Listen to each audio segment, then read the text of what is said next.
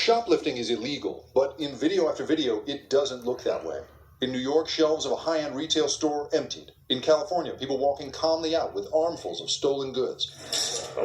Now, Walgreens saying it's closing more than 20 stores, 5 in San Francisco, because of this rampant problem, what's being called organized retail crime. The company pulling the plug on these locations, saying it made the decision only after having increased our investments in security measures in stores across the city to 46 times our chain average in an effort to provide a safe environment. And drugstore items ending up in impromptu markets like this in San Francisco. So why is this happening? San Francisco's police chief points in part to a change in state law that raised the threshold for what's considered a felony theft from $450 to $950. Some people calculate, hey, I don't want to go over the $950, so let me steal $949 worth of property. And employees are in a terrible position. If it's a felony, our officers can take action, but if it's a misdemeanor, that arrest has to be a private person's arrest. Experts say the new laws don't seem to have changed the crime numbers, and while property crime rates in California are higher than the national average, here's the thing, they've been falling steadily for 20 years. So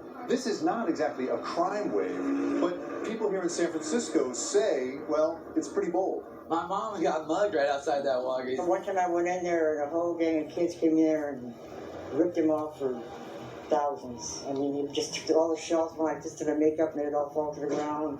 Social media makes it look like people are getting away with it. Addiction is rampant in America. And this is all happening at a moment of real economic upheaval. Workers have been asked to do more and more over the years, while their wages stay more or less the same. The average salary for retail workers is roughly $27,000 a year. There is a victim here.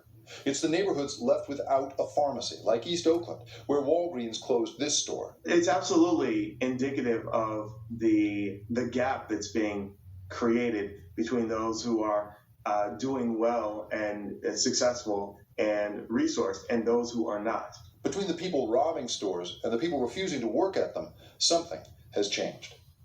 Jacob Ward joins us now from San Francisco. Jacob, I think the big question for viewers is why? Why is this happening right now?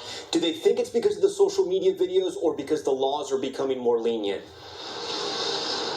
Well, SFPD is adamant that if you break the law here in San Francisco, you will be prosecuted, and it is still against the law to break into stores like these. But you have to look at the bigger picture here, Tom. I think, we're still in the grip of an opioid crisis. People's savings have been wiped out by COVID, and people's wages have basically frozen. These various things are coming together and seem to be part of why these stores are closing. Any sense if Walgreens will reopen those stores? Because people need pharmacies in their neighborhood. Well, Walgreens says that your prescription will follow you to the next store and that they have plenty of stores to offer, but it is important to note, right, if you don't have a car and you live in a neighborhood that doesn't have good bus service, well, you may have lost a pharmacy that you really depend on, Tom.